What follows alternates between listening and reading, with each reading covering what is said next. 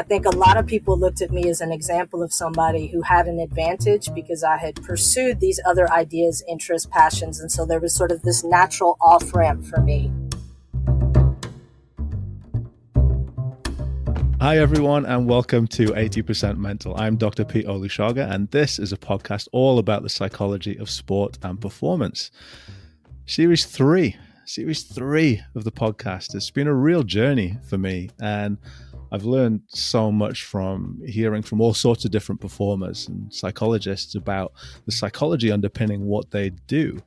We've had endurance athletes, motorsport athletes, coaches, singers, dancers, actors, strength athletes. And I hope that you out there in listener land have enjoyed the series as much as I have. But we do have to bring things to a close at some point. And seeing as this is the final episode of the series, I thought it would be a good idea to talk about the psychology of the end, retirement, transitioning out of sport. It's an old adage that Father Time is undefeated, but at some point, every athlete does have to hang up their uniform and bow out to make way for the next generation. Sometimes that can be a deliberate choice. Other times it's forced upon an athlete through injury or just changes in circumstances. Sometimes a transition out of sport can be really easy, kind of natural progression to the next stage of an athlete's life. Sometimes it can be an intensely difficult and painful experience. And I want to explore all of that in this episode. And I've got two guests with me who I know have some really valuable insights and that I could not be more pleased to introduce to you. So first up, I have Jamila Wideman. Jamila is a graduate of Stanford University, where she was a 4-year starter for the women's basketball team, playing in 3 consecutive Final Fours. She was also third pick in the inaugural 1997 WNBA draft by the LA Sparks and played 4 seasons, which is kind of a big deal. But that's not all, because Jamila also had a decade-long career as a lawyer, focused on criminal defense, death penalty appeals, and human rights. Jamila, welcome to the podcast. Thank you so much. Pleasure to be here. And you've now totally set me up for disappointment. But, I thank you for having me and thank you for the introduction, just acknowledging the diversity of experience that folks have as they move along into their next. Yeah, no, not at all. And you know, obviously you have a dual career, and I can't wait to talk to you about today's topic. But something else that I know will give you some great insight is your current role. Can you tell us a little bit about what you do now? Because you have 2 roles at the NBA league office, right? Sure. I sort of wear 2 hats here, but in a sense, I conceive of them as being incredibly interconnected. But one of them is I lead the league's player development group. So we focus on off-court development of players in the NBA, the WNBA, and the NBA G League. And that work is primarily focused on creating opportunities for education, for experience, for exploration, for current players, helping players transition into the leagues as young people, or in some cases as old people. And we're also present on that other end that you're talking about, as folks think about what their next is going to be outside of their career as athletes. And that work is alongside my role as part of the leadership of NBA Mind Health, which is the league's mental health and wellness program and initiative. And so I work alongside and under the vision of Dr. Kensa Gunter, who is the director of that program. Well, I mean, as if by magic and almost as if we planned it, we have Dr. Kensa Gunter with us today. She's my second guest. Kensa, welcome to 80% Mental. Hello, and thank you so much for the invitation to be here. I am looking forward to this conversation and really just appreciate the opportunity. No, it's a pleasure to have you here. And just by way of introduction, Kensa is a licensed psychologist and certified mental performance consultant, so CMPC. And through her Atlanta-based private practice, she provides mental health, mental performance, and consultation services to individuals, to teams, and to organizations as well. And Kensa previously served as the president of the Association for Applied Sports Psychology, who we've talked about on the podcast before. We did an episode live from Aspen, Texas, which was really good fun, actually. So go and listen to that if you want to. But not before you've listened to this episode that I'm recording right now. So both of you, so Jamila, Kensa, thank you so much for taking some time this afternoon. I really can't wait for this conversation. Absolutely. Let's do it. Let's go.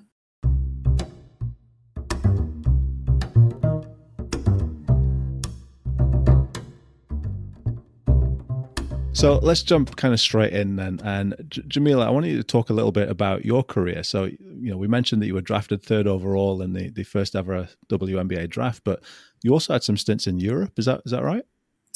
I did. My playing career included my time in college here at Stanford, which transitioned into happily and almost accidentally transitioned into the opportunity to play stateside professionally.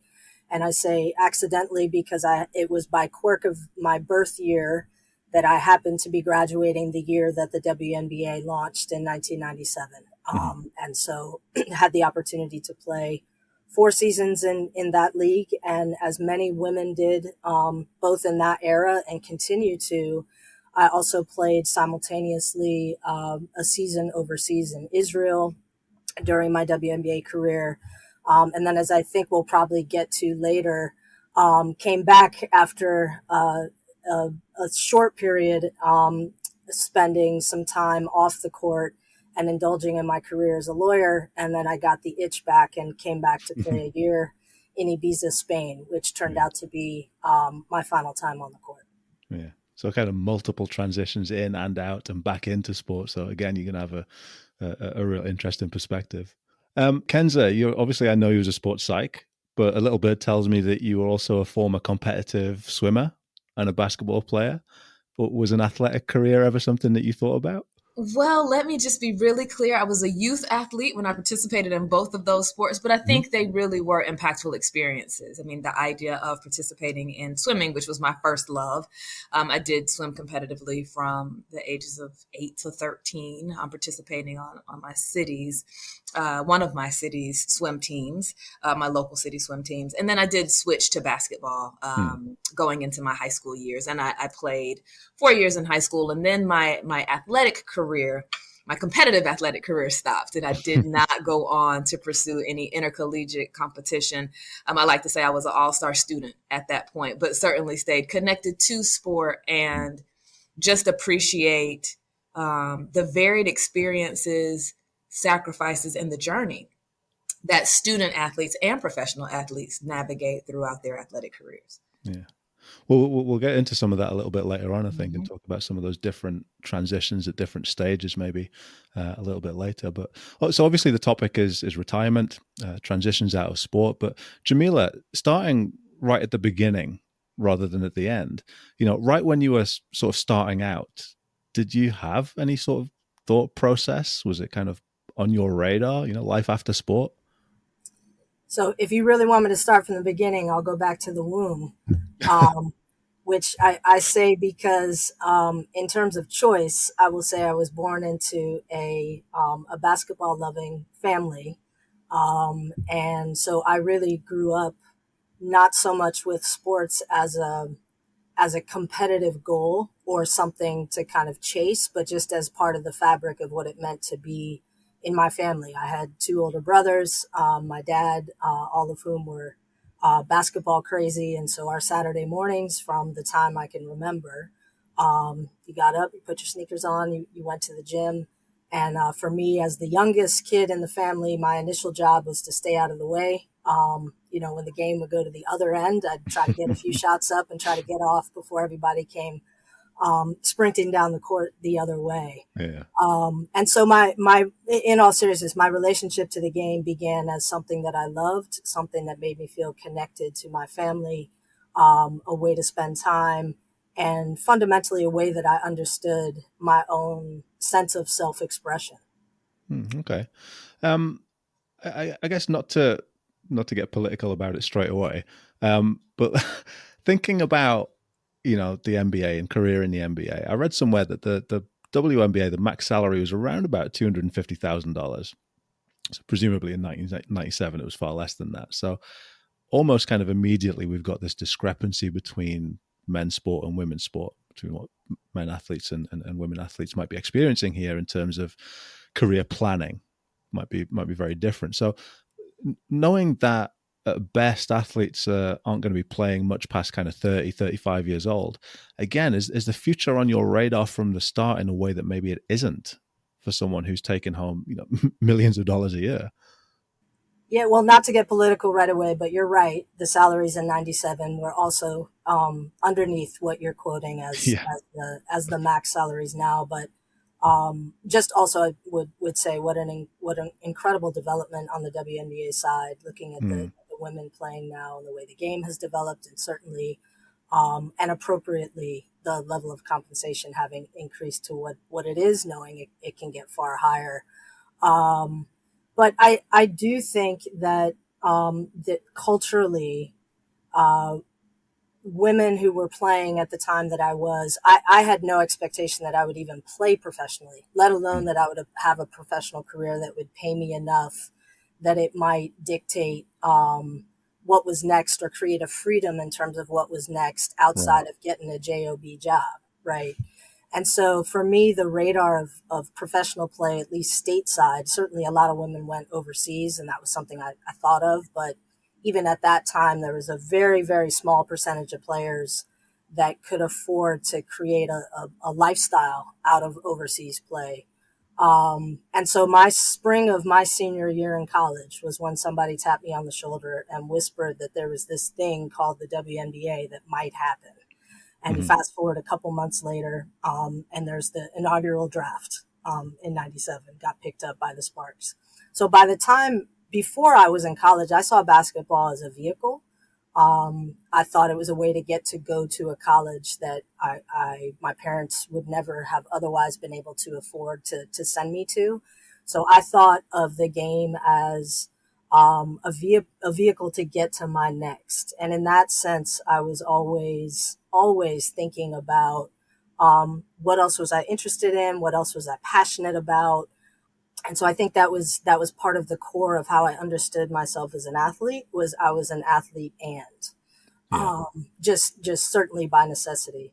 But I would also say in a moment now of looking back, even though it was true that I saw the game as a vehicle, it was probably more true that it was also the space that I felt most myself. It was the space that I actually lived in.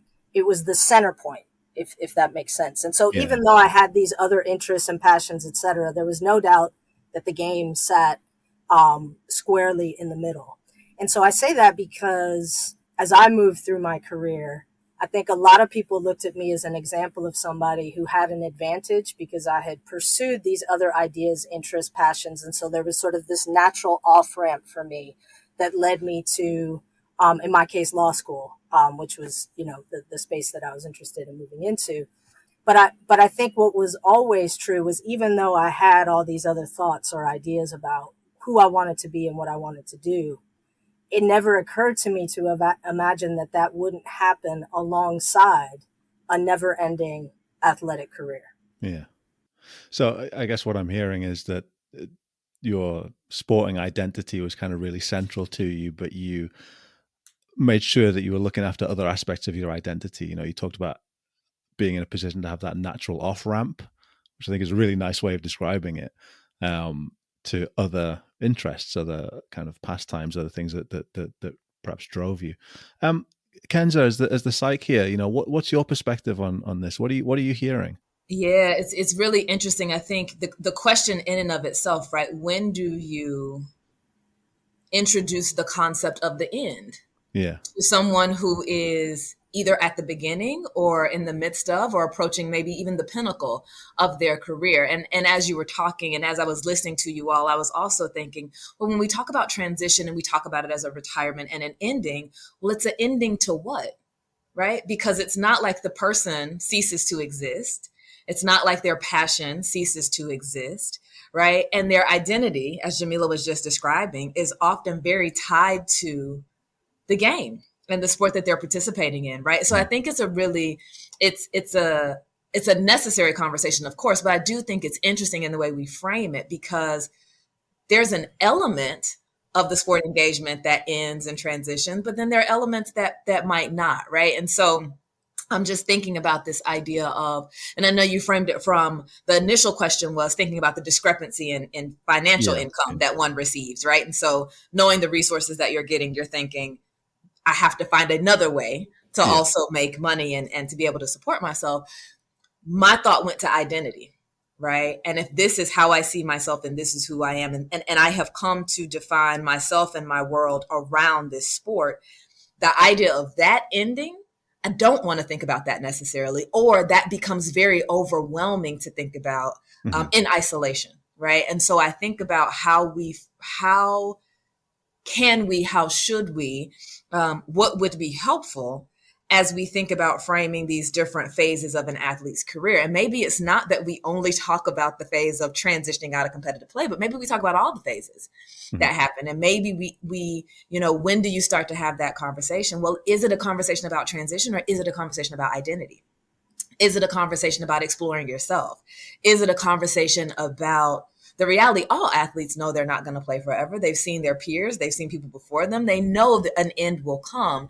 But how do we talk about it in such a way that doesn't take away from the moment that they're in, but also doesn't deny that this other aspect of their career transition is coming, right? So I found myself thinking about it in just how we frame it, right? And in how we talk about it as sports psychologists and just the people around the game, how we talk about it, and also thinking about maybe there's a different way. I think about Serena's comments when she retired. I don't think she used that word. She described it as an evolution, or talked about herself as evolving, right? And that really, I think, speaks to what was coming up for me as you all were talking. And this idea of retirement seems like such an end. But for many of these athletes, there's so much more life to be lived. And so maybe we should think through how we are framing this moment in a way that opens the door for more after this transition, as opposed to thinking of it as kind of this just exclusive end, right? And so that's what was coming to mind as you all were talking about it.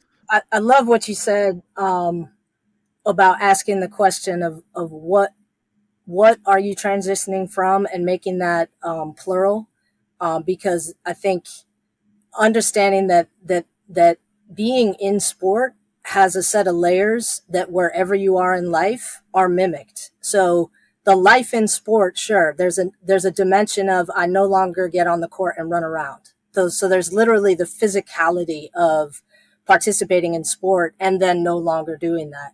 But the reality is that sport is a whole world. And so as you think about moving away from it, I would also just throw out there that it's not just you transitioning out of a set of routines. It's not just you transition or evolving into a different set of relationships, because those are impacted by the context within which they happen. It's not just an evolution that's about understanding that you have different access to things that you need, whether that's doctors or other appointments or parties you used to get invited to in the context of your athlete identity. But the other reality is that the game also transitions away from you. I think we often think about we step away and somehow the game is this static thing that we're leaving. But I can say that in my experience, one of the hardest things to manage was watching the game continue to evolve without me. And so I remember, because in my career, I had a real stop-start to actually ending my time on the court. So even when I left, I came out of college, I got drafted, I played for a couple of years, and then I made the decision to start my schooling in law school. But I never intended to stop playing. So my first year in law school, I spent going to classes and training with the expectation I was going to get invited back to training camp with the Portland Fire. I was literally splitting my time, spending time late at night, got the keys to the gym at NYU from the coach who let me come in at any time, and really sacrificed a lot of what my I think academic life could have been, because I knew I was trying to still balance my basketball playing. I ended up not getting invited back to training camp at the very last second that summer. And in fact, so late that I had moved beyond the deadline for other teams inviting me out to their camps and to their roster. So it was an extremely sudden realization that I wasn't actually going to continue playing. And so I left the game for a while, and I did eventually come back and go to another training camp several years later to try to get back in the game. And one of the hardest, most disorienting moments that I had in my quote unquote transition away was when I walked back in the locker room, and it had been enough time I didn't recognize it. I didn't recognize the language that folks were using. I didn't recognize the style of play. I didn't recognize the style. It was different. And it was like I was thinking I was going back to my world. And I, in fact, was a foreigner in that world to a degree, because the game had changed. The game doesn't stop. It keeps evolving as well. The game moving away from you as well as you moving away from the game. There's kind of almost two different processes going on there. I was going to ask you, Jamila, did you know, the last time that you laced them up? Like, did you know it was going to be the last time? Or like, talk to me about your process, I suppose. You're suggesting that I know right now definitively that I'm not headed back. But taking that as our baseline, no, I think there was not a moment where internally I was like, oh, here I am. I'm at that moment that everybody talks about where I am going to transition and never do this again. And I think some of that was probably because I did have that stop and start between my overseas career, having started a new career as a lawyer, then having gone back for a season, then having come back to the States, having tried out for a W team. And so my actual experience was a stop start. I do remember what turned out to be my last time playing was on my overseas team in Spain. And by that time, I was having enough struggles from an injury standpoint that I knew that was actually going to drive a real decision in a sense, to not come back. So I knew a decision was going to have to be made, but the truth is I'm not sure I ever made it. I think I just kind of faded to black. And so I can't say that there was in fact a definitive moment that I saw as transition. I think, Kensa, to your point, transition is so natural to athletes, period, just as part of our experience, even when we're in the midst of our careers, that there's almost like you're almost less aware of penultimate moments, and you're just kind of like, I'm just kind of shifting into something next, but not an end. Yeah. And I was, as you were talking and just, again, thinking about this whole concept, transition looks so different. There are so many ways that a transition can come about. And it's thinking about, like, how do people manage that moment? I know, Jamila, you just said we're so used to transition that we don't necessarily think about, well, this is the moment. And for some, they do, right? And I think that decision-making process and that awareness impacts what the ultimate transition may look like. There are people in sport who choose, this is my last competition, this is my last season. We've seen the farewell tours that people sometimes get when they make the decision and they're able to receive the appreciation and the love. We've also seen where people are deselected. They're just not picked up. And they never announce their retirement. They just are not picked up again. And so we don't see them in a competitive space anymore. But I think that's an element of it too, right? As I talked about earlier, what are we talking about transitioning, right? Because the person still exists. So what is this thing that they're leaving? But also knowing the quality and the experience can be so different depending upon how you reach that final transition out of competitive sport moment, right? Very different.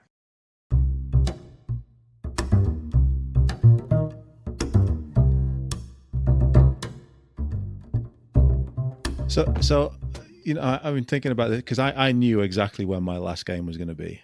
my last competitive game. Like I knew in advance, I planned it. It was in the calendar. And it was really interesting because I actually got quite emotional at the end of it. But I knew it was coming. So I had control over that process. And, you talked there about careers being ended by, just being cut or maybe injury or just being told that you're surplus to requirements, like that happens. So again, like with the athletes that you've worked with or kind of people that you've talked to about this stuff, does having control of the process make a difference to how that process might go? I would say yes, and then I'll add an and. Yes, I think having control of the process, I think allows you to prepare yourself in a way that not having control that preparation is just not a part of it. Because again, if I go back to what Jamila said, you may always be waiting for what's coming next, and there is no preparation for concluding this phase and this chapter of my life and moving on to something next. I think that control can allow you to move forward differently than if you don't have that control. And the control, I think, where it really is connected is to your preparation in your ability and your readiness, actually, to move forward. But I also think independent of having control, it is still a loss. For many people, there's still a grieving process. It's still an emotional process that goes along with transitioning out of what for many competitive and elite athletes has been a huge part of their lives, right? So I think, yes, the control can impact what the overall experience feels like, and it can still be a very emotional process. There can still be a range of emotions: grief, loss, excitement, relief, right? Moments of reflection. I think there can be a range of experiences that one has. And I think, again, to say this word, it's a process. It's not a transition moment, right? Like it's your final game, which is a part of a process of transitioning into your next. And I think oftentimes what we do when we talk about transition is focus on what a person is letting go, what a person is leaving, when I think we could benefit from and maybe even help those that we serve and we work with. We could help them by also focusing on, to equal part, what are you embracing? What is available to embrace? What can you embrace to create a curiosity and an openness about what comes next? And I know we do talk about that, but I think that's where a lot of opportunity may live, because that's where I see a lot of people get stuck. They get stuck in what I'm leaving behind and thinking that there is nothing that's going to be as fulfilling as what I'm leaving, right? Regardless of whether they have control over the transition, they know it's coming, they prepared, they have the celebration or not. Sometimes that fear of what's coming will not match up to what was. I think we can help people in managing that a bit more too. But I've seen that in people who are making the transition. Yeah, I think in listening to you just now, two words popped out to me: naming and normalizing. And in thinking about like what could we maybe do differently, or what do people do that are sort of best practices if you're thinking about it from a organizational standpoint, or if you're staff at a team or staff at a league, like how can your everyday be a part, and even athletes amongst each other, how can you as a part of your everyday be normalizing and naming? Normalizing, I think, is about something you said earlier, Kensa, which is we can have conversations about change in the context of the pinnacle of your career, the middle of your career, that acknowledges that you are already managing and dealing with change every single day.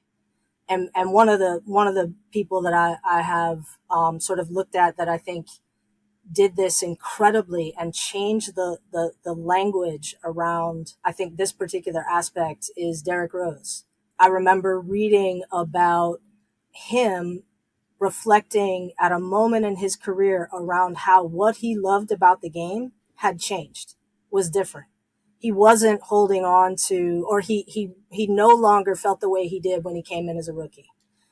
His skills had changed, but I think more significant for me was that he described finding a peace in himself, that why he played, that what he got out of it, what he loved about it was not the same as a 10-year vet as it was when he was in year one. And I think there can be a culture, not always, but there can be a culture in athletics where you are pushed to always hold something that you used to have as if that's your superpower. Like that's what got you there.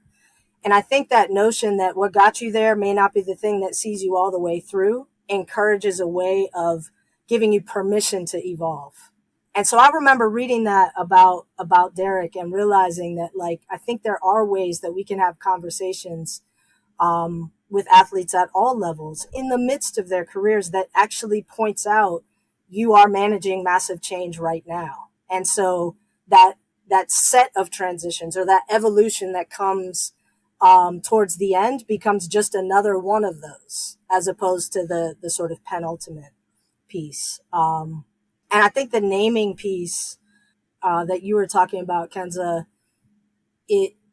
it's so helpful, or at least I found it so helpful when people around me would name a quality that they saw that I had on the court and identify how that actually showed up in me off the court in some other environment, and actually saying, no, this thing in you that makes you a good leader as a point guard because you take the time to listen to your teammates. To name the fact that that capacity to listen is something that you have in your pocket to take into your next and matters and can apply no matter what your next choice is. It may seem obvious, but it's actually rare for somebody to take a minute to do that translation of a skill you've already got and what it could look like, and how it could look different, but still be one of your strengths on the other side of your career. To highlight the transferable nature of the skill set and the talents that you possess, right? And to have that be something that lives and rests within you, not just within your sport, right? I think because it's interesting how for athletes, there can be the tendency to wrap up everything in the context of their sport. And we talk about this all the time. Who you are as a person and what you do in your sport becomes very much so, in some cases, one and the same. And the idea of separating those two, right? Who you are, person who possesses all these talents, where you're currently showing those talents is on the court or on the field, right? But separating that who you are from what you do, so that whatever setting you're in, you can hold on to the who you are and the gifts and talents that go along with that, right? And it's challenging, right? I'm not going to sit here and also act like it's not a difficult thing, right? We talk about athletes who have participated in sports since they were quite literally 3, 4, 5 years old. And so to get to 25, 35, and that's all you've known, that's a very real experience too. And the idea of transitioning away from what you've done for the past 30 years, like that is hard.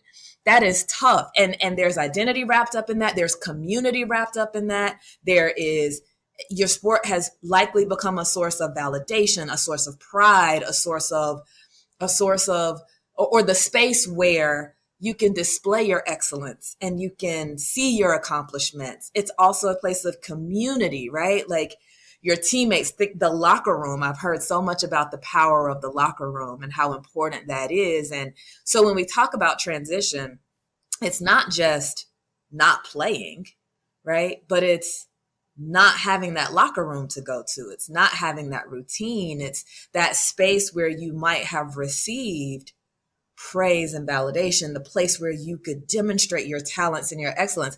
Also the place where you might have had some challenges, right? And had to navigate some very real adversity. But all of that, you're transitioning away from all of that too. And so it's such a, like, I know I have a tendency to say, yes, and let's think about what the opportunity is, right? Like I have a tendency to do that. And I'm not trying to move someone through their process before they're ready. And I'm not trying to ignore what their experience has been. So that's why I'm pausing in this moment to say, and I also want to acknowledge it can be really hard to think about transitioning away from an element of your life that has dominated your life for most of your life, right? Which can be the case for some athletes. What just popped up for me as you were saying that is, is the word routine, because that certainly is one of the things that can be a part of what your sport gives you. In terms of there's a consistency. You wake up you have a schedule, you sort of know what's next, but there's also the routine of how often you practice, how often you play. And that also creates this really kind of beautiful pace where you get these almost instant opportunities for do-overs. So you have a bad practice, you can kind of collect yourself and come back and have a great practice the next day. Or you have a bad game and you have 3 more games, 2 weeks from now, and you get to have this pace where you sort of collect, get back at it, and then you get to perform in the moment. And the proximity of those opportunities is very much, at least in my case, not like life.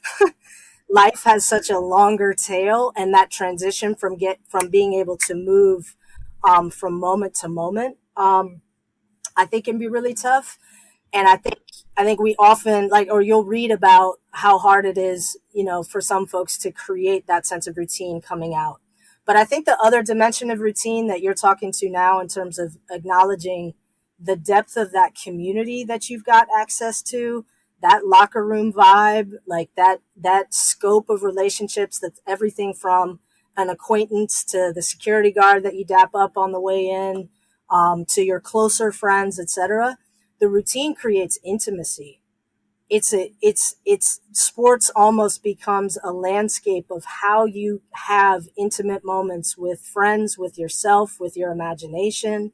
And so as you move outside of that world, understanding or finding how you get that back or how you get that different, I think is sometimes lost in terms of thinking about that, what happens when you lose that routine.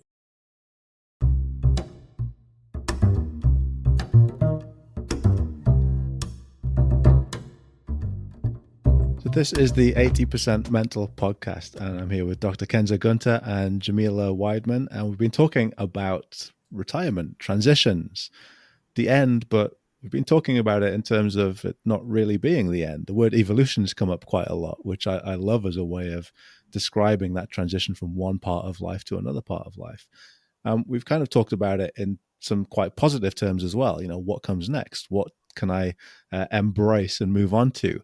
But we've also, just before the break there, started talking a little bit about some of the difficulties, some of the challenges. So, Jamila, you were talking about routines and maybe losing some of that familiarity, some of that routine. Kensa, you talked about identity and community as well, and perhaps having some of that stuff removed from your life can actually cause some difficulties. And it would be remiss of us not to perhaps touch on some of the impacts that this can have. You talked about loss and grief.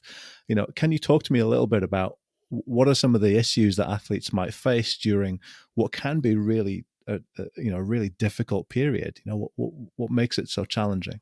All right. So I'll go back to the concept of grief and loss. I know we think about it often in terms of a physical death of a loved one, but anything that you are invested in and spend time in, if you step away from it, you might experience an emotional moment or process that mirrors grief and loss. The idea of learning how to live life without this element or this thing that used to be so important. And with that can come feelings of sadness, can come feelings of regret, kind of looking back over and thinking about the things you wish you had done, the things that you didn't do.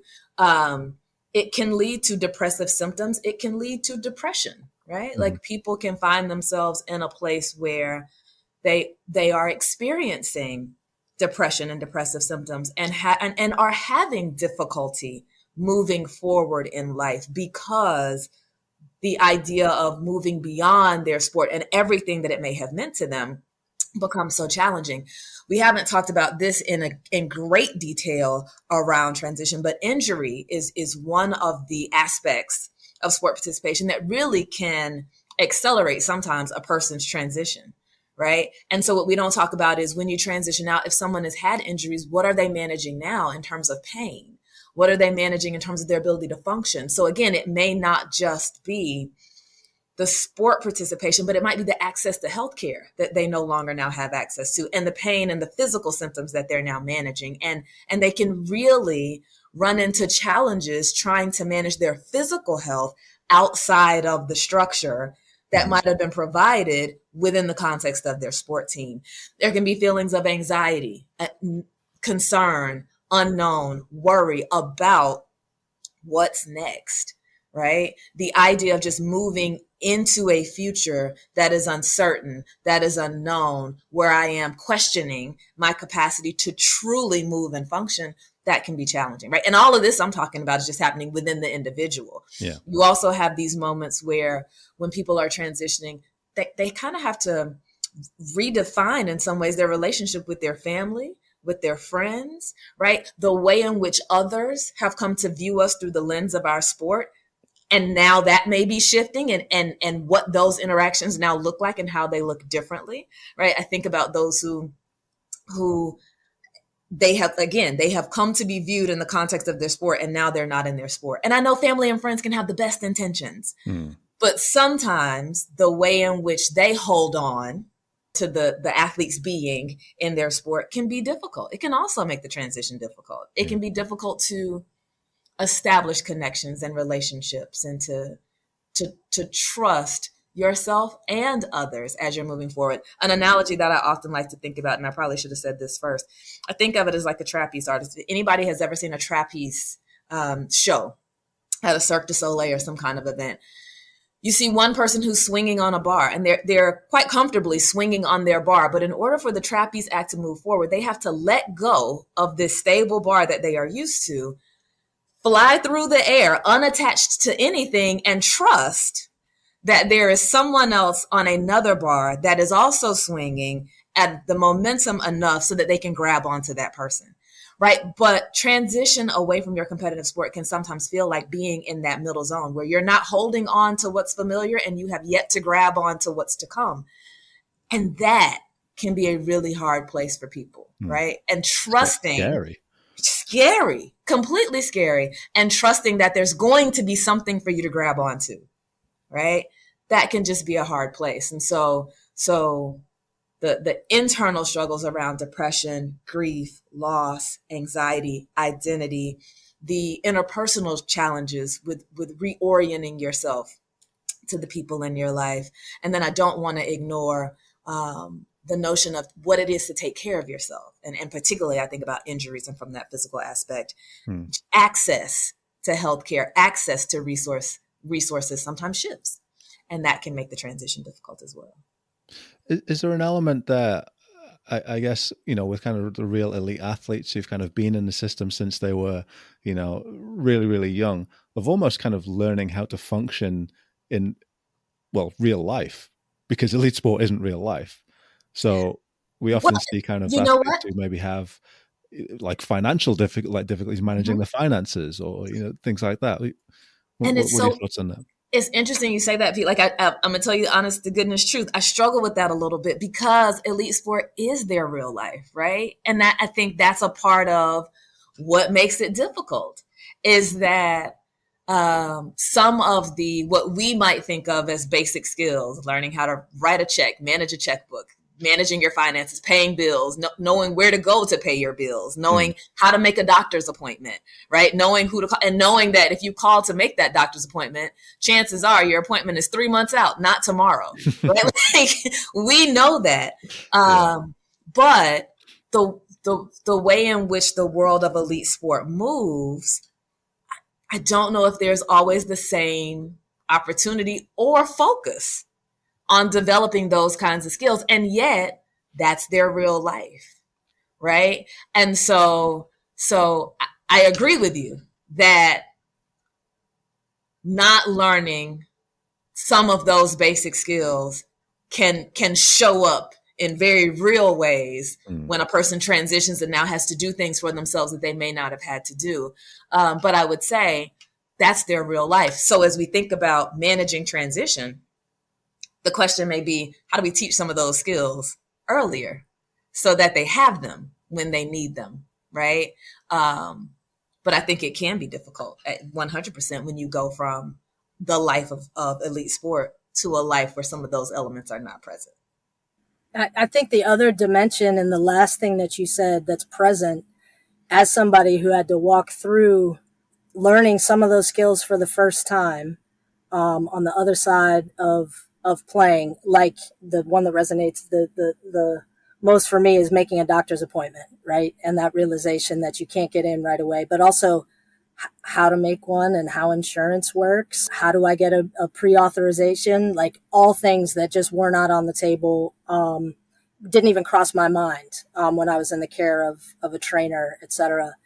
But there's a twin experience as well, which is you look around at some of your peers who may not have been in the athletic world, and those are skills they have. And so you're going through a set of firsts that in an order that can be really different than other people. And when you think about if one of the experiences of being an elite athlete is extreme competence, when you're suddenly on the other side, like doing some of what looks like real basic life stuff, like freshman in college stuff, or just graduated out of college stuff, paying your rent. It can be a very disconcerting and kind of diminishing feeling to look around and feel like, ooh, I'm actually behind. I'm behind in this life thing. But I think to your point, Kensa, if we had the language to think about that as no, I have a lot of skills. I just have different ones. And now I'm adding this, sort of adding this piece to the mix. I think the other thing you said that really resonated for me was the strangeness of being, in my case, a relatively young person. I mean, I was done for the last time on the court at 24. And I think the length of my career, at least if I think about professional basketball in the United States, whether NBA or WNBA, a 4-year, 5-year career is actually pretty average for folks, which means, 25, 26 years old is not a strange, age to be done. But it's strange to be that age and be doing a retrospective, right? Like you're actually looking back as a very young person on something that is done, in the sense that you will have achieved everything you're ever going to achieve as an athlete, as an elite athlete. That's over. Like there is a full stop point on that. You may do other things, but your look back on your athletic career it's of a whole piece. Can't change it, can't add to it. You might be able to perceive it differently. But that's kind of a weird thing to do at 24, especially when so much of being an athlete is looking ahead and imagining what is next. You're on this ascent. What's the next level I'll rise to? What's the next achievement I'll get? What's the next championship I'll win? And then you're suddenly like, what I got is what I got. Like that can be, I think, a very, one of the difficulties or one of the difficult, experiences.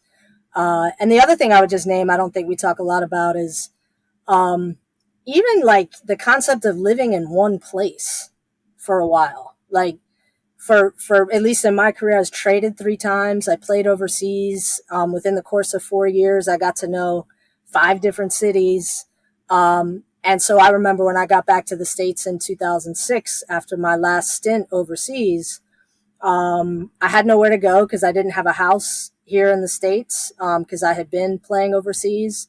So didn't have a place to come home to. I ended up going to live with my mom, and wasn't sure what I was going to do next.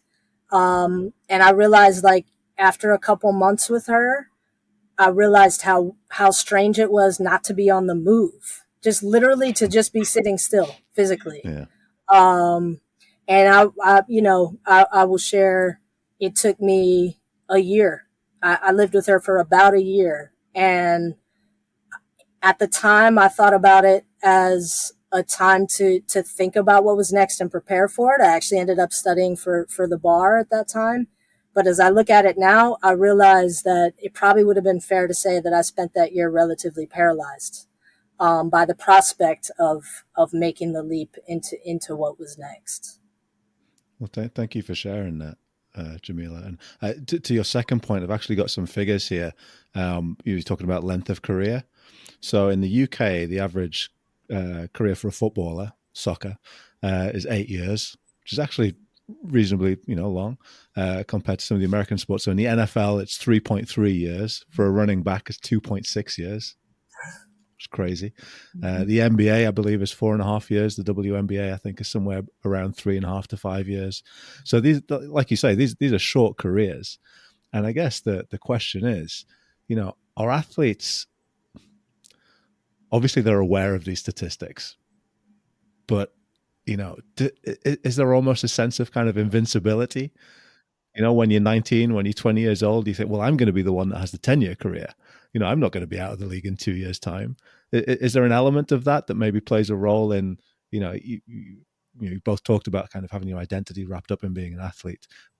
Talk to me a little bit about that.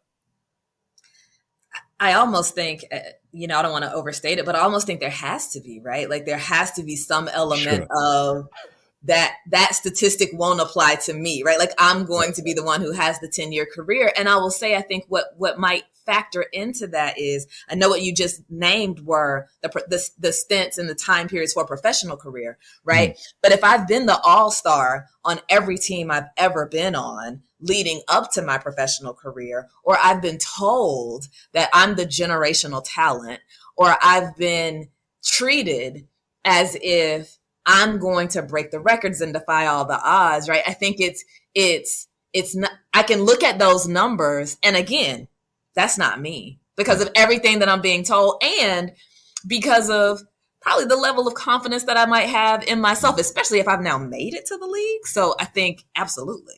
And given the tiny fraction, in terms of percentage of players that do make it to the league, like that's actually quite a common state of affairs, I guess, being told that, you're the generational talent, the next best thing, that confidence is going to be high. So yeah, absolutely. And there's so much sacrifice that goes into it. And there's so much that's demanded of you. And it's so intense. I think I have heard this too a lot. Like I can't come into this halfway.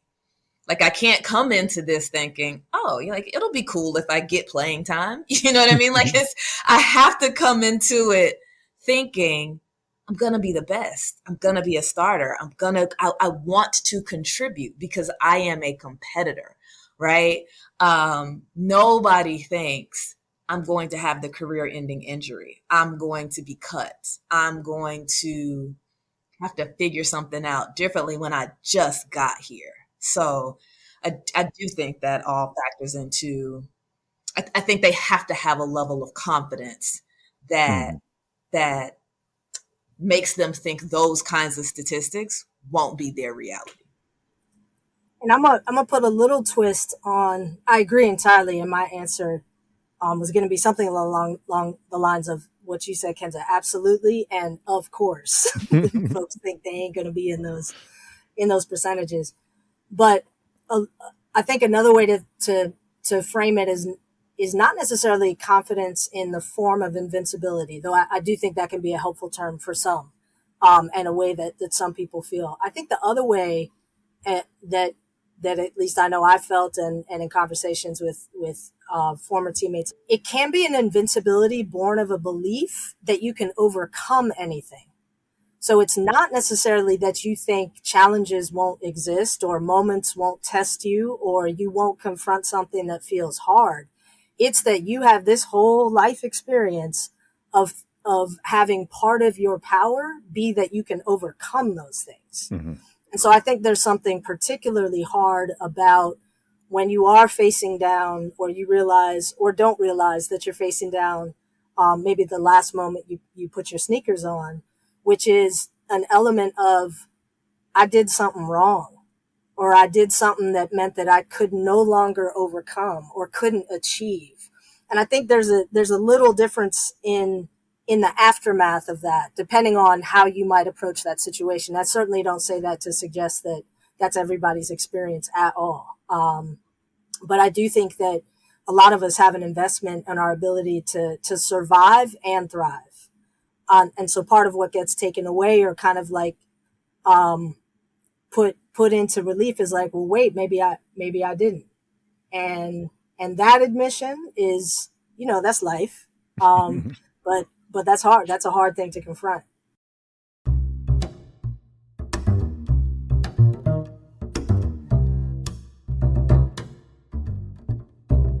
Okay, so given that, your answer to my previous question was, of course you have to have that aura of invincibility. Of course you have to be confident that you're going to have the extended career. How do you begin to have those conversations with a 19, 20-year-old about, okay, let's be real. I don't want to squash your dreams here, but let's be real about this. Let's start thinking about, life after this. What comes next? How do you begin to have those conversations? I knew that's where you were going. I mean, it's almost like I set this up. Almost like you Yeah. set that up. I mean, it is a fantastic question. And I do believe that the time to have conversations about what may come next is before you get to that moment, right? But I'll tell you my gut reaction to what you said, and I might get somewhere else as we're talking it through, but I'll just share what my gut reaction was. My gut reaction was, I don't know if you talk about it as if it's transition and the end of your sport. I don't know if you talk about it as if it's the end, right? To the 19 or 20-year-old, I think maybe it is you talk about it from the standpoint of expanding their identity, exploring their interests, exploring their hobbies, getting them to name their strengths, getting them to think about areas in their life that they may want to develop. At this point in time, it may be developing so that they can produce differently on the court in ways that they want to. But I think it may be trying to develop them as a person, period, right? That might include some of those skills we were talking about earlier.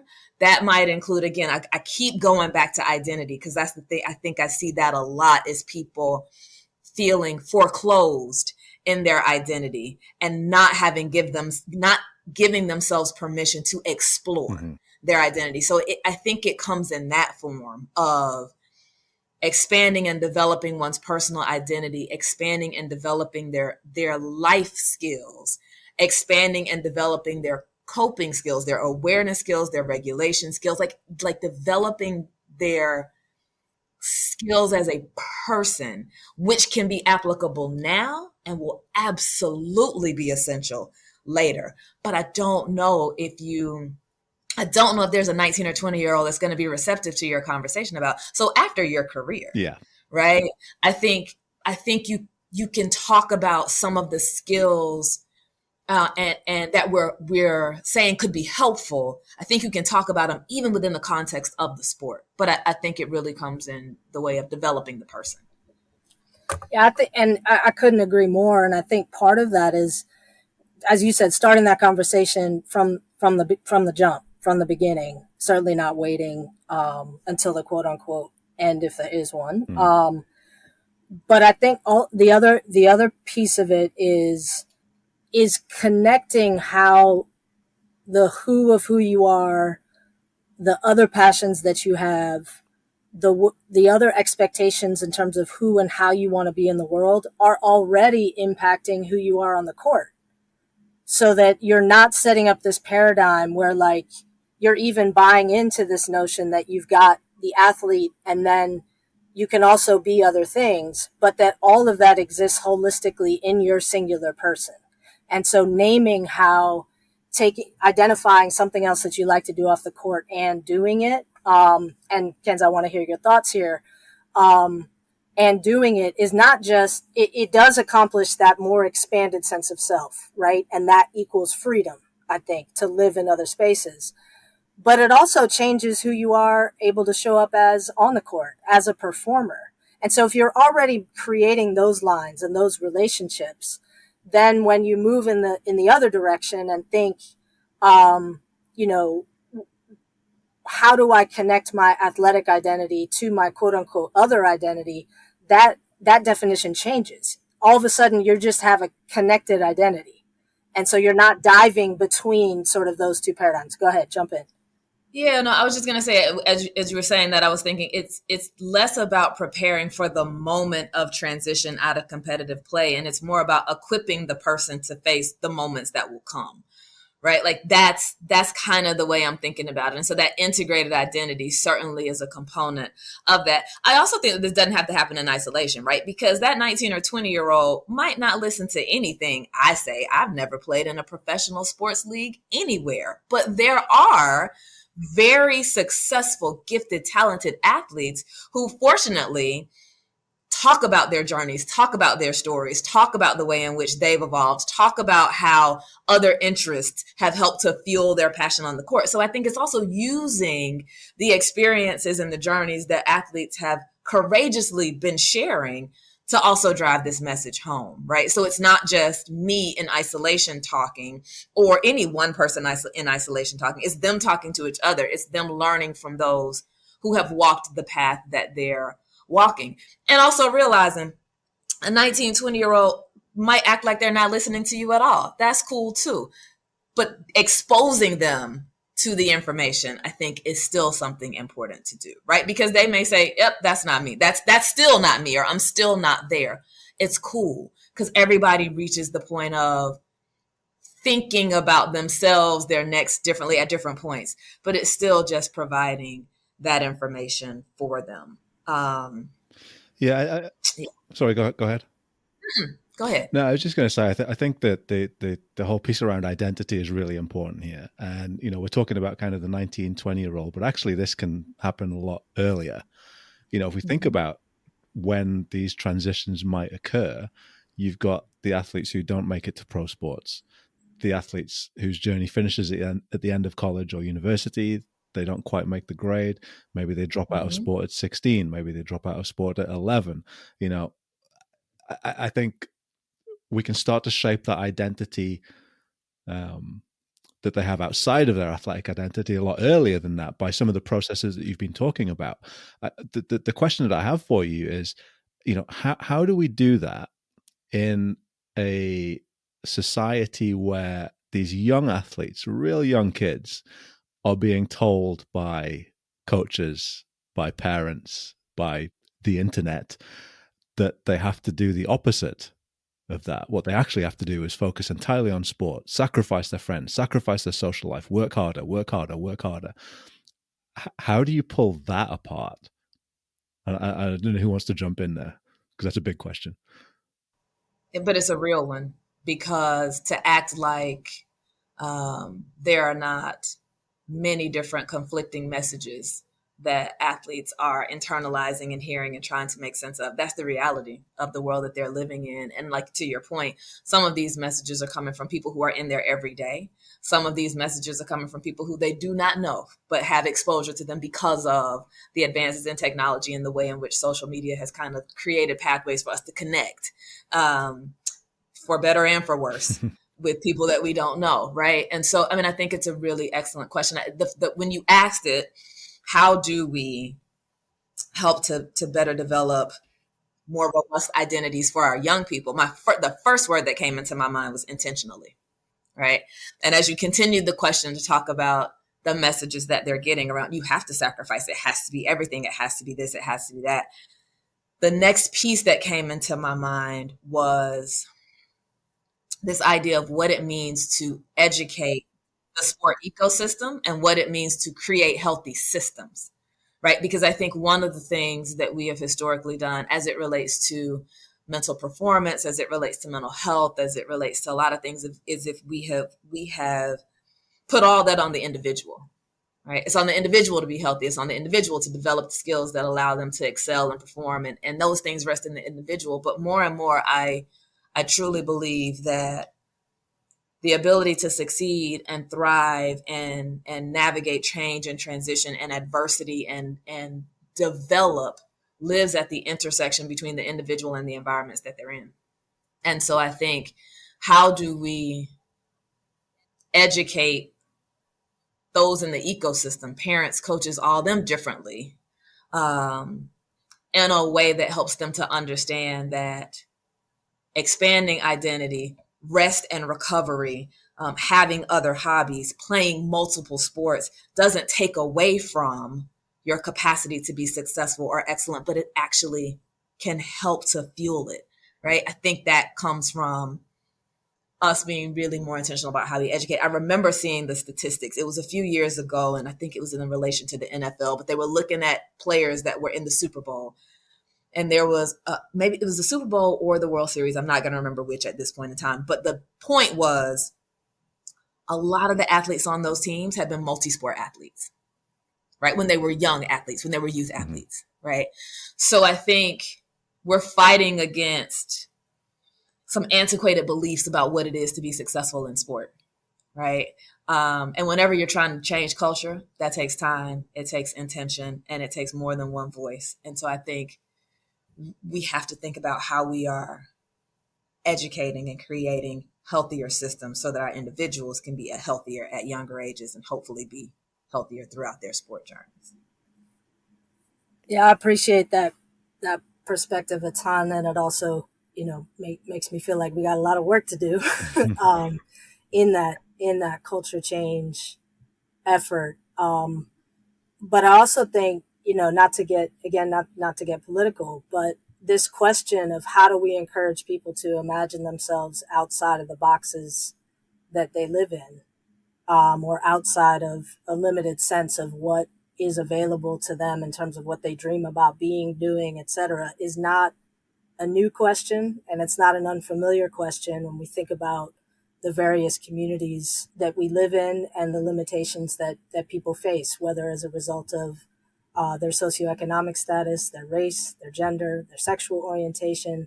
And I name those things because the larger culture too, there are forces that are really, really hard to come up against. And I think if we imagine that some people are born with the ability to manage and thrive given those circumstances and other people just aren't, then we're in trouble. And that's where I think your point around intentionality comes in. If instead we imagine that the ability to manage and thrive and imagine from a space where you have very little access or exposure to what something different can look like.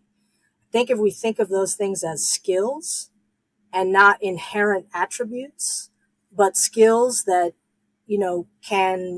can be developed from a lot, and importantly from a lot of different communal sources. For some people, maybe that's maybe that's in their house of faith. Maybe that is on a team. Maybe that is at a community center. Maybe that is because of a particular leader in a community. But that general notion that as we think about athletes, that we're really thinking about, we are in the business of encouraging and creating freedom for people to imagine themselves in a larger scope. In that sense, we're doing the same work that we're doing in our schools, and in other spaces, which doesn't, I think, make it easier to think about what the answers are. But I do think that the notion that sports are not somehow accepted from those cultural forces is an important thing to hold. Yeah, and I want to add, and this definitely is not providing any kind of answer to the question, Pete, but it's just something that I want to name because I think it too is important. And Jamila, as you were talking, it came to mind. I mean, just the reality that we've heard the stories, we know them to be true, that there are some situations for whom, when we think about the parents and the coaches saying, no, you have to do this, you have to dedicate yourself to this, like sacrifice all, this is it. Because that child in that sport may represent an opportunity for that family that they've never had before, right? And so if that child and their skill on whatever their field of play is creates opportunities for the child, yes, to potentially go to college, to have many experiences. But then if they are gifted enough to land in a professional league where they do have access to financial resources in a way that their family has never had access to that level of financial resource, that's a real thing. And so to tell a family, no, encourage them to do something else, when truly this child may represent an opportunity at a different life that they never even could conceive of before, that's a real thing. That's a very real thing. And so when I think about how we address that, well, now we're getting into sociocultural and systemic factors that are at play that impact this landscape of elite sport. Same thing when I think about coaches, or similar thing when I think about coaches. Coaches also are trying to keep their jobs. They don't want to be deselected either, right? And a lot of times their capacity to stay in a place is dependent upon the type of athletes they produce, their win-loss record, right? I think about how coaches, interesting, they don't play 1 minute of one game. Their success and their value, in air quotes, as a coach is dependent upon what their athletes do. So, of course, it makes sense that they would want full on 150% commitment, right? Because their livelihood becomes dependent upon what the athletes do. Mm-hmm. That's a real thing too, right? And I don't want to act like those elements aren't true for those particular groups that exist in the sport ecosystem. Now, how we change that, fantastic question. I don't necessarily have the answer for it, but I recognize there are many factors that play in this scenario that we need to think about, need to address, and have to consider when talking about the experience of the athlete.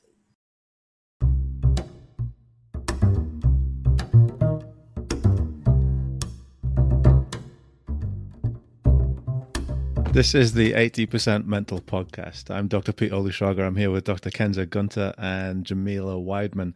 And I mean, wow, what a way to bring season 3 to a close. It's been an incredible discussion so far on the psychology of, I was going to say the end, but I'm going to say the evolution, psychology of evolution now. I'm going to change it up. If you've enjoyed the conversation, get in touch, leave a comment, send us an email. We're on Twitter at EPM Podcast and Instagram at 80% Mental. Or you can visit the website, 80percentmental.com, and subscribe so that you don't miss out on any future amazing content. We're kind of approaching the end of the episode. And our evolution evolution away from this episode. Next, we're approaching our next. Yeah. I got you. Oh, I like that. Just before we get to the last couple of questions, what I've been doing for the second part of the series is, we were talking about, areas of expertise and your experiences, but I like our listeners to kind of get to know our guests a little bit as well.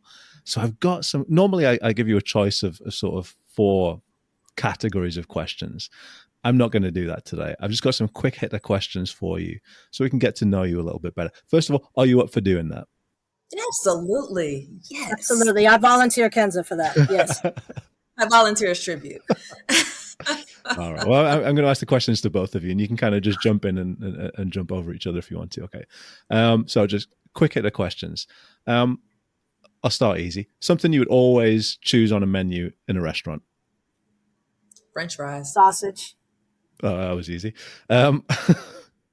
Something that you couldn't go on a road trip or a holiday without. My Kindle. I need access to my books. What's on your reading list right now? Right now, I am reading The Power of Nice, and there's a post-apocalyptic book that I'm reading right now, and I am totally blanking on the title, which is so terrible. Edge of Defiance. Oh, very good. Jamila, what about you? What could you not force yourself to leave behind on a road trip or a holiday? Well, with all that time to think about it, we still landed on the same piece. So I'm just going to bring us a little back from the intellectual cliff here and say my hair product. Fair enough. Fair enough. Okay, something that seems perfectly reasonable to other people but annoys you to an unreasonable degree. Waking up before 8 o'clock. I am so not a morning person at all. And I know starting your day early, it sets the tone. I don't understand why we need to function that early. Well, I've spoken about this before in the podcast, but the birth of my child forced me my body clock has shifted forwards by several hours, and I'm now up at about 5:45 every morning. Kills me. Hate bless it. You. Yeah, Still have to do it though. Jamila, what about you? I'm going to go with a willingness to leave dishes in the sink overnight. I I appreciate a lazy evening. I appreciate, just flowing into what's next. But the idea of waking up and you walk out into the kitchen and you still got a sink full, man, that drives me crazy. I'm 100% with you on that, but also with the caveat that there are some evenings where I literally cannot be bothered. I'm just leaving it. That's because you woke up before. Exactly.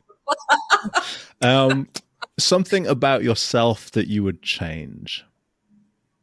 That you would change, yeah. Oh. I notice how Jamila's letting Kensa go first every time. Wow. Well, I would go ahead. No, please. No, I was just going to say, to be clear, the pause is not because I can't think of something. The pause is because I'm trying to figure out what I might want to say. So go ahead, Jamila. Ooh, man, I would change. I want to embrace a different pace in my life. I think I want to be more comfortable with a couple of aspects, like either being unknown or slower revealing, and be comfortable in that. And I think it's something I would change. I would put it in the category of maybe a set of skills or an awareness or a way of moving that I would love to learn myself into. Awesome. I love that answer. I think what came to mind for me was that I can overthink, and sometimes my internal critic voice can be very loud. So if there was something that I would change, it would be a combination of those things, like the capacity to not overthink and just trust that I'm prepared or I'm ready or whatever it is I need to trust that instead of overthinking it, and to extend some of the grace to myself that I feel like I freely extend to others. Last question. Something or someone that inspires you. All right, I'll take this one. I'll give you a minute to think. I think I have always had tremendous admiration for, just to keep it on point, people who evolve. And I think, actually, even more specifically, I have a tremendous admiration for people in my life who I've thought of as being incredibly well accomplished, who continue to be curious. And I think as I've gotten older, I've recognized in myself that it takes more energy as you aggregate your experience, and just as you maybe dole your energy out a little bit different, that there is something about your ability to remain curious that requires you to stay in the world in ways that require you to be responsible and also attentive and responsive. But that there seems to be an ability to continue to capture a certain kind of joy and a certain kind of frivolity about life that is attached to that, to bringing that sense of curiosity for any and everybody that's around you, but also for ideas. Awesome. Thank you. My dad, he passed away in 2021, and I admired him, and he was my person when he was on this earth, and he continues to inspire and fuel me, even though he is no longer present. So that he is the first person that comes to my mind when I think about inspiration. And I imagine he always will. I'm grateful for that. Well, thank you. Thank you so much for sharing that. And thank you to both of you for your kind of honesty and openness in answering those questions. I didn't send those ahead of time, so that was a little bit of a surprise for you. So I really appreciate you kind of playing along and answering. Like I said, we're kind of getting towards the end of the podcast, the end of the time that we've got, and I've just got a kind of final couple of questions, really. I don't know if you know Thierry Henry, footballer. played for France, played for Arsenal for a long time. One of the all-time greats. And just really recently, he was interviewed about retirement, knowing when it was time to retire. And what he said was that as an athlete, you die when you stop. The competitor dies. People don't teach you to die. And I just thought that was such a powerful statement about what it means to come to the evolution of your athletic career. He said, now you're going to face all of your problems. You could put them to side when you were playing games. Once everything stops, you're not used to being at home. You're not used to dealing with a normal life. It's kind of a bit of a shock to the system, which kind of speaks to some of the things that you were talking about earlier. But this idea that no one teaches you to die, I just think that's incredibly powerful. So I guess my question is, first of all, what do you make of that? And secondly, we've talked about a few of these things already, but what should sport organizations be putting in place to help athletes deal with some of these challenges in terms of preparation? And again, we've touched on this before, but then in terms of actually managing that transition. I guess if we could just finish up by getting your thoughts on those 18 questions that I've asked all at once there. Terrible interviewing, but whatever. It's such a powerful statement. And it's hard to overlook or dismiss the intensity of what that moment actually may feel like to an athlete, given the way that he phrased that, right?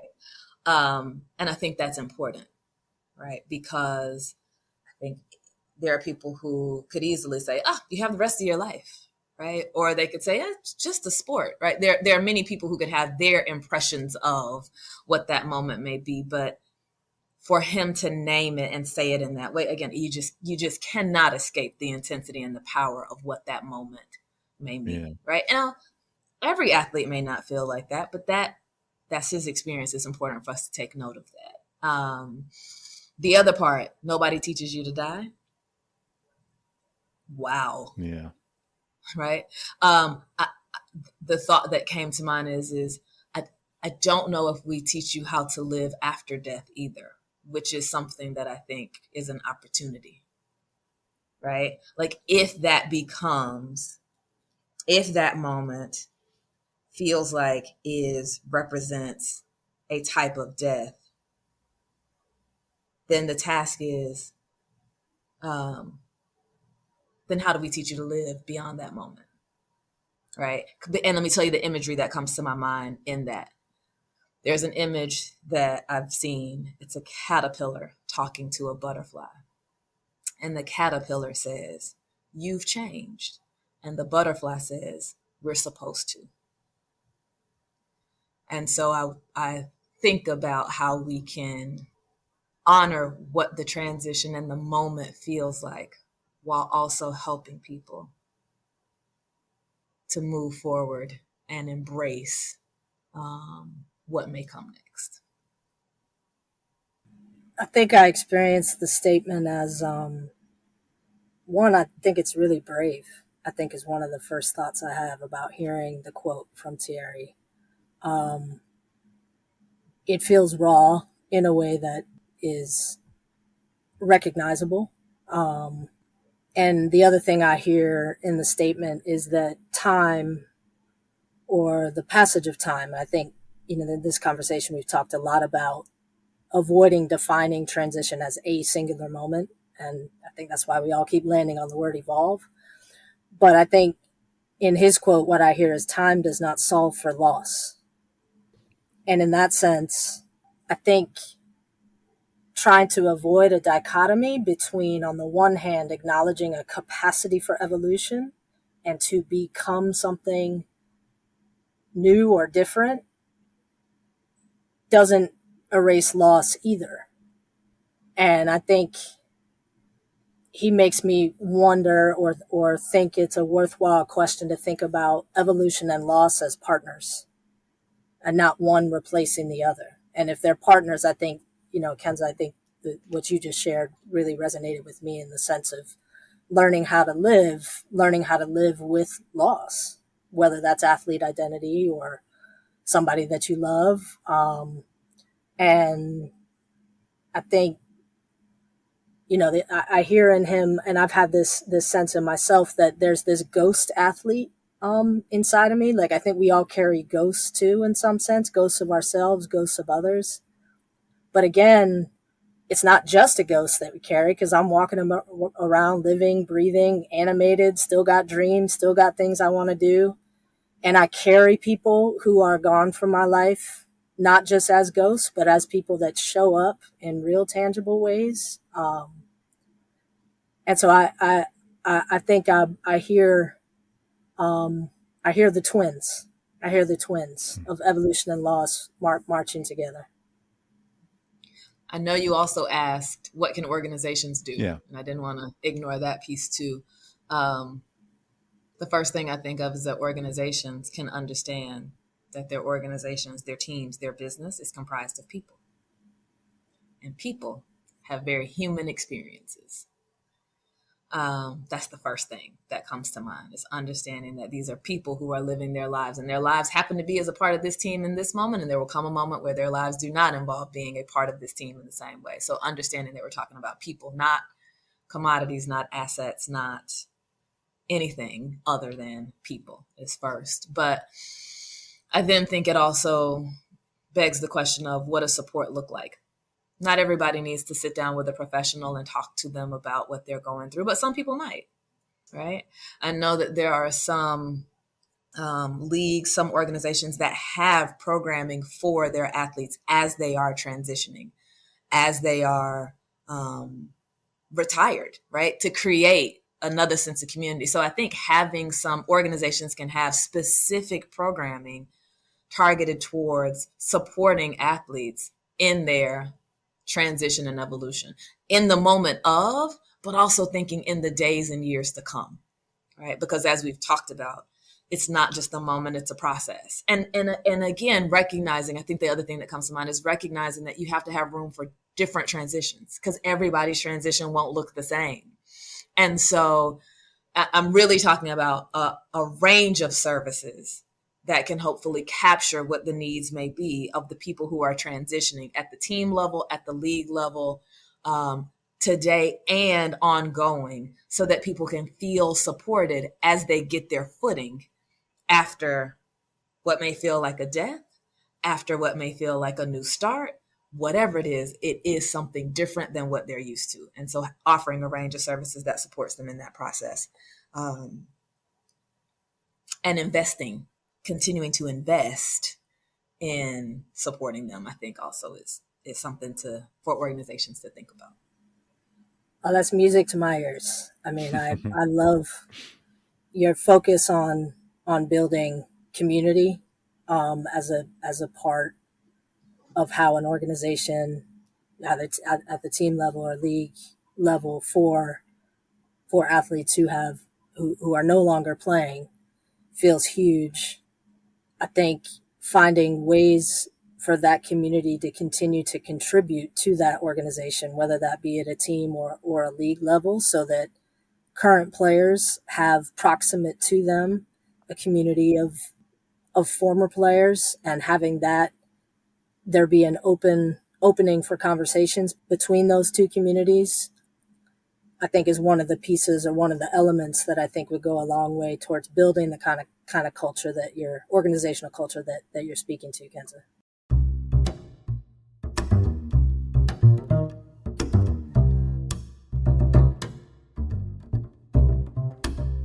Kensa Gunter, Jamila Wideman, I just want to thank you so much for this conversation. It's honestly a fantastic way to bring the series to a close.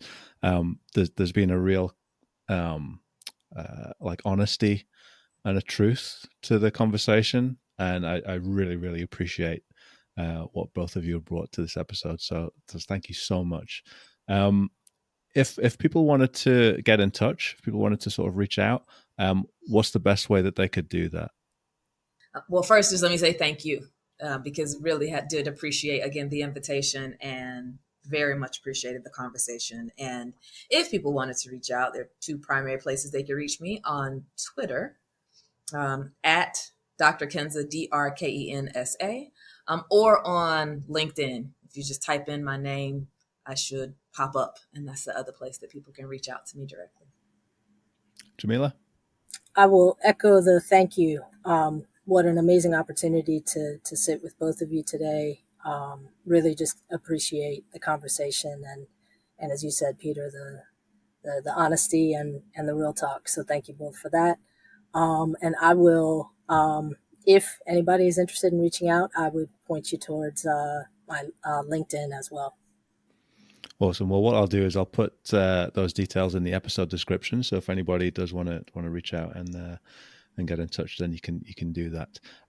I hope that you lot out there in Listenerville have just thoroughly enjoyed this conversation. Maybe you are an athlete who has been through that evolution. Maybe you're on the brink of it. Maybe you're part of an organization that works with athletes or kind of are interested in this idea of developing identity with some of the younger athletes that you work with. I'd love to hear what you think about the conversation that we've just had. Get in touch. Leave us a comment. We're on Twitter at EPM Podcast, Instagram at 80% Mental, and you can go to the website 80percentmental.com, where you can leave a comment, or you can listen to any of the other episodes, and you can subscribe as well. I'd love to know what you think about this. It just leaves me with one last thing to do, and that is to thank once again Dr. Kensa Gunter. Thank you, and thank you all for listening. And to thank Jamila Wideman. Thanks so much, and I appreciate all the folks out there that gave an ear. It's been a really good conversation. So that's it. As we evolve from Series 3, there will be more to come. Don't worry, it's not actually the end. I'm keeping on going with this, and we will transition into Series 4, or Season 4 if you're American. Thank you so much for listening, and I will see you next series. Well, I won't see you, though, will I? Because it's a podcast. So.